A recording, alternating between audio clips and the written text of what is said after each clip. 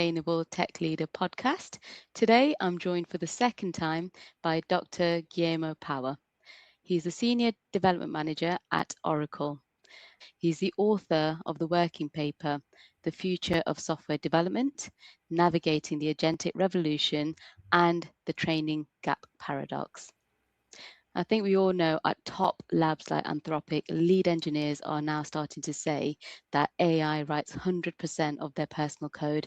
Productivity is exploding, and so is a problem almost nobody is measuring, which is a bit of a paradox in itself. I'm really looking forward to this conversation with you, and welcome back to the podcast. Thank you for having me. So I think the first thing I'll say, Mita, before jumping into any of the topics is that I do work for Oracle, but all opinions are my own. So, Guy, I've read your papers. They really explored these problems in a multidimensional way. So, the first question I've got for you is, before we define the paradox that you've mentioned within your papers, what made you write these papers in the first place? Really a couple of things. So the first one is that I noticed that there's very little junior hiring out there. Mm-hmm. I've got a couple of anecdotes on that. That I can go into a bit later, but also that we seem to have crossed some weird thresholds, and I never thought I'd be seen in the news, right? So first of all is the GitHub tsunami, where GitHub is really struggling to stay afloat, because there's been, in terms of commits, if I remember right, there's been a 14-fold rise. Great. This is because AI agents are now writing a lot of code. And I don't know about you, Mita, but I've been committing a lot of code, personal code that I have always coded for personal projects, but it would be like one tiny thing a year that I really wanted to do.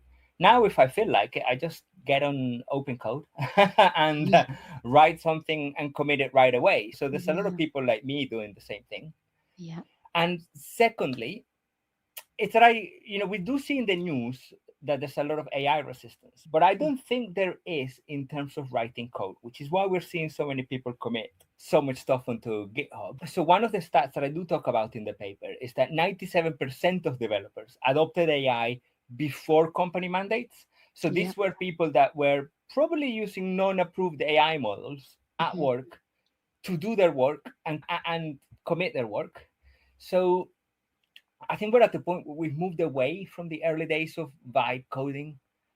Now the code that you can generate with AI using techniques like spec-driven development, it's actually really, really good. It's genuinely usable, and it's changing the industry. And that's what made me write it. That makes a lot of sense. We've seen, the level and pace of change is so significant. So yeah, such a important time to reflect and just measure some of the exponential changes going on, and GitHub is a massive representation of that change. So Guy, you're absolutely right. Technology is solving that coding problem really quickly, but it's not really solving the people problem. Correct. And this is where you describe this as a paradox. So what exactly is the paradox about? So the paradox is that automation, i.e. LLMs, are delivering massive efficiency, but they're also removing the environment that create the senior developers of tomorrow. And we still need those people, right? Yeah. So you and I have had a very similar career. At one point, we were juniors. Yeah. And historically, what a junior did is they jump into a team, they're fresh out of uni, they honestly don't know much, right? Because they've done uni exercises, they've never seen a large code base. No. So they do a lot of the unglamorous stuff, which is like, well, they write CRUD code. Why do they do that? Because there's lots of CRUD code in their code base already, and they can, see how it's written and do the same. They are asked to refactor some things or solve some simple bugs. And by doing this, over time, they learn what it's like to work in a team, what it's like to work in a large code base. But the awkward part, I mentioned CRUD code already, right? So that's how juniors learn. But that's also what AI is incredibly good at. Why? For exactly the same reason, because the models have learned from a lot of CRUD code out there, right? So if you have a typical website with something common, let's say it's a table that you can sort, AI is really good at writing that because that's been done a billion times and there's a billion examples out there.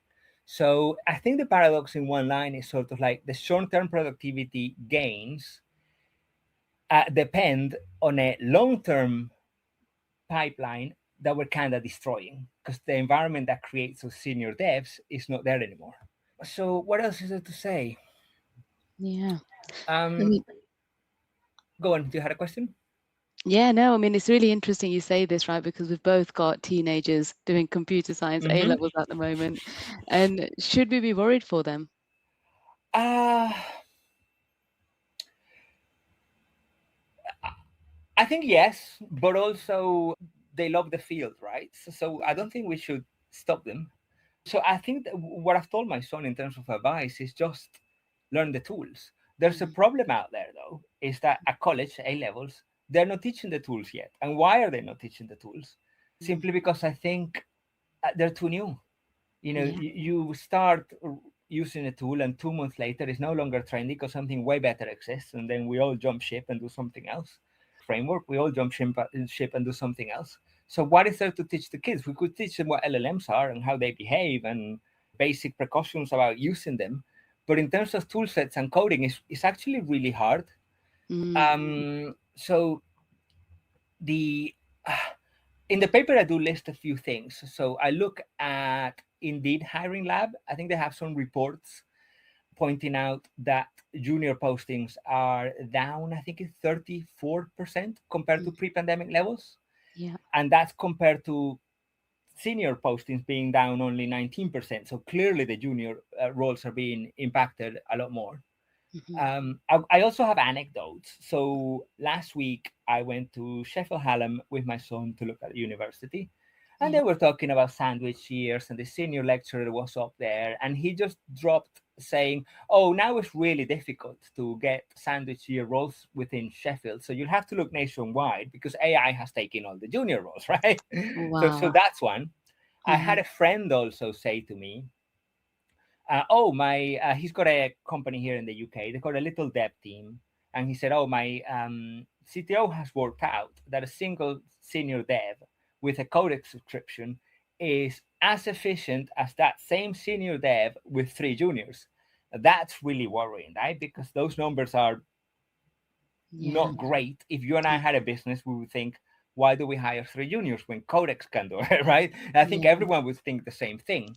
Yeah. And the paper does list out a bunch of other statistics. I think one Mhm. is from the Federal Reserve Bank of New York, maybe. I think, check Mhm. out the paper. It's a statistics in the paper that does show that for the first time now in the US, it is more likely for a computer science graduate to be unemployed than a humanities graduate. And that's a historic first. That's never happened Wow. before. Wow. So Yeah. those days of learn to code are definitely over. Yeah. Um, And I guess your point is more macro, isn't it? Which is, yes, you might make that saving through paying a license fee, but what happens to yeah, the exactly. succession planning for those seniors? Because those seniors eventually may decide to retire. And where is the succession plan when you've built out your entry level roles through licensing? And that's an interesting kind of concept, which is a more macro question as opposed to a single business question, right? Correct, correct. So essentially, I don't think I mean, going to open days at universities, I don't think the appetite for doing computer science is gone. Mm, These events are completely full. There's whole mm. auditoriums of students for several days wanting to study computer science, but we've never hired so few of them. So we have a problem. Yes, I mean, it's interesting you should say this, Giz, and what should we train or even educate our students on or our next generation of developers on? And when you start to look at some of the training that's coming out of, say, Anthropic, they Hmm. talk about the 4Ds, they talk about decision, discernment, delegation, etc. But all of those skills require you to have made mistakes, learnt, understood, because you can't have judgment over an AI output unless you've been there and done that. So Exactly. So it's the best people to do yeah, that are the most experienced engineers, right? correct. Yes. And they are all about our age, and we're not Yeah. very young, right? No. So they are going to retire at some point. And Yeah. my concern is that that need is not going to go away. So it's going Yeah. to be great for a few people close to retirement Yeah. in a couple of decades time when they're earning a lot of money, Yeah. because there's very few of those people left in the world. But what happens after that if Mm. AI never catches up? Yeah, no, it's such an important topic. So, Guy, when we think about what a skeptic might say, if they say, Mhm. AI writes most of the code, maybe we should just hire fewer people, have a lighter touch engineer, and you push back really hard Mhm. in that paper. So I'd love for you to share a few of your sentiments Okay, that you explained. the reason I do push back very hard is because the agents writing code today, which are LLM based, they have fundamental limitations, right? And I'm not Mm, going to sit here and pretend that I understand all the math, despite the fact that I am a math graduate. I don't. mm, But I do cite papers in my paper where they go over the inherent limitations of LLMs and they prove them mathematically, mhm. only one of which is hallucinations. If we Okay. go on about hallucinations, they mathematically prove that they will always happen. I guess we could put things in between the LLM and the output to try and minimize it. But essentially, there are five limitations, only one Okay. of which is hallucinations that are always going to happen. Given that, every mitigation that we have, well, is essentially to put a human in the middle so that Mm, they can monitor the machine. The mm, best human to do that is one that understands what the output should be yeah. in order to be able to say, actually, this is not right. This Mm, is wrong. So, mhm. so um, if this oversight is absolutely indispensable and it needs deep judgment and understanding, how Mm, do we achieve it when we're completely removing the environment that creates those people? yeah. Um, I guess what I'm saying is that the more autonomous the agents become, right, Yeah. the Mhm. more senior we need the humans to be in order to understand what they're doing. Yeah. We run the risk of having agents that do things that we simply do not understand. And I think that's a big problem. Absolutely. And I think this is the heart of your paper, which is the Mhm. training void. So why don't the existing alternatives fill this gap? This is the weakest part of my paper, right? Because the paper is really a call to action simply because I do not have a solution. That's why it's a working paper. I'm hoping that people read it and people start to think of solutions. Yeah. um, we do still have formal education, right? People still go to college and they still go to university and they get taught the basic principles of things. But you and I know that when you go to work to Hmm. your first job, what you learned at university is very, very different to what you end up doing, right? Hmm. And I don't think it really does teach you how you work with a ginormous code base. Can we change the courses? Maybe. That's why I'm partly appealing to academics. Can we change the courses? Can we change what people do? I have noticed that courses now, given what my son does at A levels, they speaking to lecturers at universities, they are different, right? So they do now learn, okay, this is how you work in a team. This is agile. So they do learn some of the things that the realities of working, but not working with a ginormous legacy code base that has mysterious bits that only Mike from 2 floors up understands, right? And no university teaches you that. You know, No. could we have AI driven courses where people do, training courses like to teach them that? Perhaps, Mm, right? Could we appeal to industry to let industry know, like, look, any saving that you're making now, you're borrowing it from the future, right? Because yeah. 20 years down the line, you're going to have a serious problem when all of these people run out. Many of Mm, them have gray hair now. You can't rely on them forever. no. So that's what the paper is about. The paper is quite simply an appeal to people saying we need to Mm, get together and solve this problem. yeah. And when you think about things are not going to go back to the way they were, it's not like, it's ever going to be the way we understood Mm-hmm. technology. Even when we first started, right? Think about the programming language. Think Mm-hmm. about even doing source control was a bit of a nuance and a mystery. Version control, etc. Now it's moved rapidly. So you know, as you're going through these, I guess universities, we're looking at our kids and we're looking at how our teams are currently operating. Are you getting any sense of what's actually needed instead of the solutions that we thought were applicable, which is allow juniors to come in, allow them to make mistakes. Yeah, what are you seeing as skills that are needed, even from somebody that's 21, 22 years of age, to be able to be successful in an AI native organization? So yeah, I'd just love to pick your brains on So that let's have element. a think, right? So I want to clarify, and I am not an AI detractor. I actually really love working with AI, right? And Yeah, some of what we do now is really cool. So if you look yeah, at spec-driven development, you're essentially write really detailed specs. So it's a level of abstraction above a high-level language where you have a spec yeah, in English that you give to agents to write the code, right? yeah, So is it conceivable that you could get a junior in a team working in spec driven development, mhm, knowing, let's say, Python, right? Some language that they learned at university or they learned at work, and they can learn the ropes? Maybe yeah, it is. But it's a really difficult, because as a junior, you used to look at code all day long, right? And you used yeah, to look at CRUD code all day long, really simple things that mm, you did again and again for a few years mm, till you got better and they were completely cemented in your brain and mm, somehow rewired you to think different, right? Using AI going to do that, maybe, but I don't know for sure, right?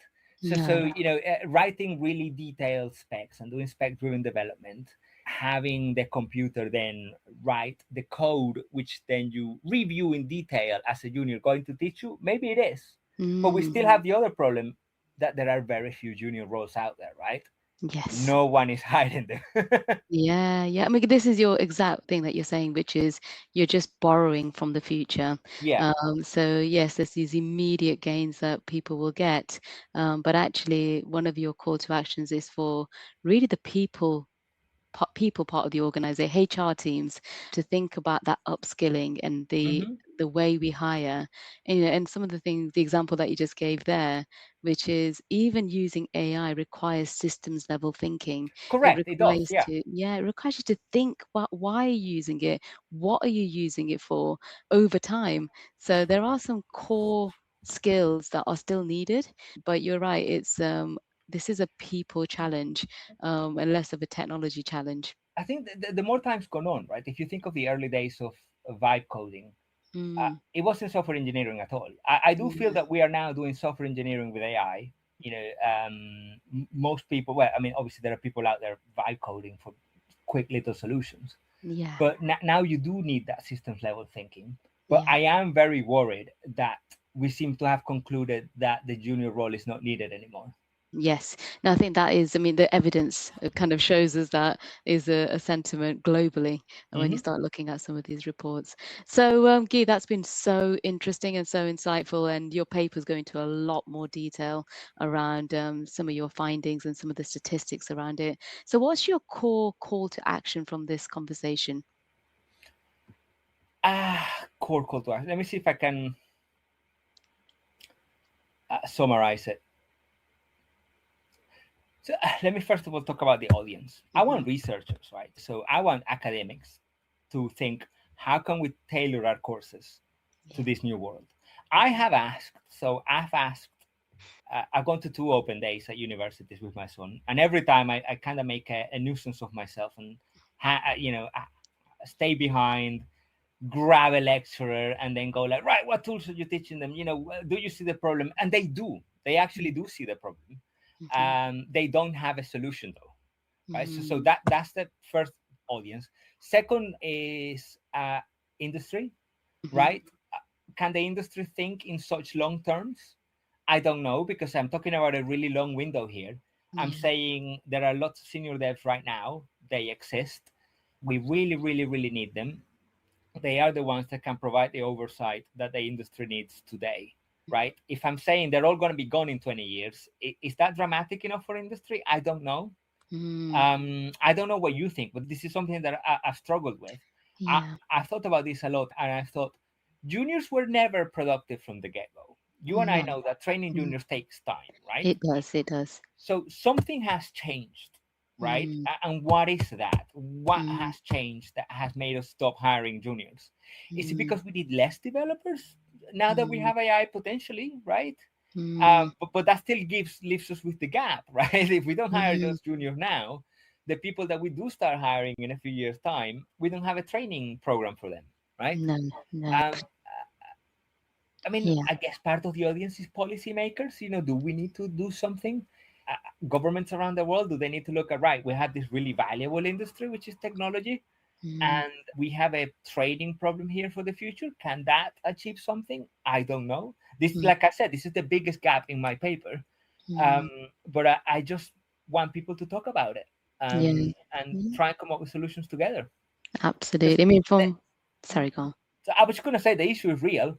The solutions so far are not. The paper doesn't, sadly, doesn't provide them. It's just simply an invitation for people out there to help us build the solutions in the future. Yeah, no, absolutely. I mean, I can see so much more traction in the market Hmm. around, AIs aren't being run as pilots. AI is not a buzzword anymore. It's Hmm. so much more of a real tangible conversation, even in the boardrooms, right? Or everywhere. Hmm. And people are expecting measurable outcomes from the investment because the reality is, yes, there's been a blip at the moment, but there's also there's an increasing cost Correct. of using AI, and obviously there's bigger costs surrounding AI. So there's also the skills gap of people using AI beyond the developers. So I think from an industry perspective, I feel as if it's a broader spectrum AI problem as opposed to just a development problem from what I'm seeing. I Um, agree. yeah. And I would probably speculate, and again, I don't have proof right now in front of me, that developers are some of the best people at using AI. Yes, yes, because they've grown up with it. And actually, what's been really interesting as well to see is how we're putting technical solutions in front of non-technical people Hmm. and expecting them just to start vibe coding or start building your own platform with little or no real thinking about the longevity, the security, Yeah. the scalability of the thing that they're building, Hmm. which is been also a really interesting observation for 2026 at least. I do worry about that sort of thing. I do go in LinkedIn and then see people saying stuff like, oh, in the future, there will not be an app store. You will just tell the I want this app, and it will do it for you. And I tend to think, oh, God, no, that sounds like a nightmare. Absolutely, because we've lived with the problems, right? We've lived with the problems Yes, of bugs and hallucinations we, we, and yeah. we're going to be creating unmaintainable, insecure applications, and they're all going to be out there in the wild. And it's just going Mm, to be a dystopian world. I do not yeah. like that future. No, absolutely. So, but it starts with that, starts with the existing generation of techies and the next generation Hmm. of technologists as well. So, what you've written and what you're advocating for is such an important topic. In terms of researchers and educators, I really honestly struggle to understand how you could build a sustainable curriculum that's going to be tested and built that's valid a year later because all of these programs are 3 or 4 year degrees, right? Yes. So it's a really interesting problem statement. That's what they've all told me whenever I've asked lecturers, Mm, and it's obvious, right? It's changing so fast yeah. that right now it's really difficult. But maybe it won't be, right? Mm, Maybe 5 years down the line, it yeah. becomes easier to create a curriculum over 3 years that doesn't change massively. Yes. Fingers Yes. And crossed. yeah, and what skills do you need? So it might be understanding low level code, but alongside that, how do you build the skill of judgment? How do you build the skill of evaluating something? And actually, you might have to fail a few times, etc., to be able to build that skill, but it won't be done in the way that you and I did it when we first started. It'll be a different Yeah, mechanism, absolutely. yeah, to Hmm. build that. We're both speculating, so but Yeah, we absolutely, don't. I we mean, love, this is beyond yeah, the paper. We're both speculating. None of this. yeah. These are just random thoughts, I think. Absolutely, but brilliant, Guy. Now, and I guess my closing question is, where do you see this landscape going over the next 10 or 20 years? Very big, broad question, but love to get your feedback. I mean, okay, we've already said that hopefully in 5 years' time, right, it'll be easier to design a course that stays stable for 3 years or 4 years of university, right? So I am hopeful that we will reach some sort of equilibrium between automation and human expertise. where we're essentially training people at a pace that replaces the ones that do retire.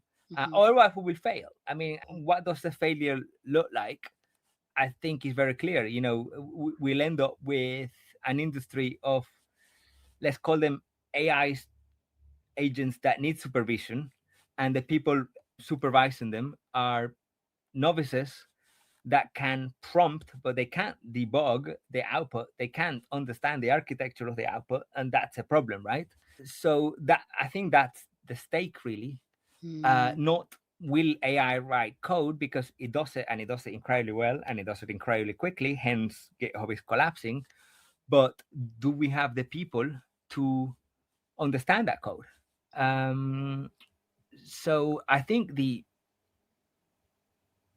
actually, let's try and sort of promote our craft a little bit and say that I don't think the agentic revolution needs more code. We've got more than enough. We're swamping GitHub, right? Yeah. I think it needs more engineers who can tell when the code is wrong, right? Mm. Mm. And can monitor the machines. So I think that's it in summary.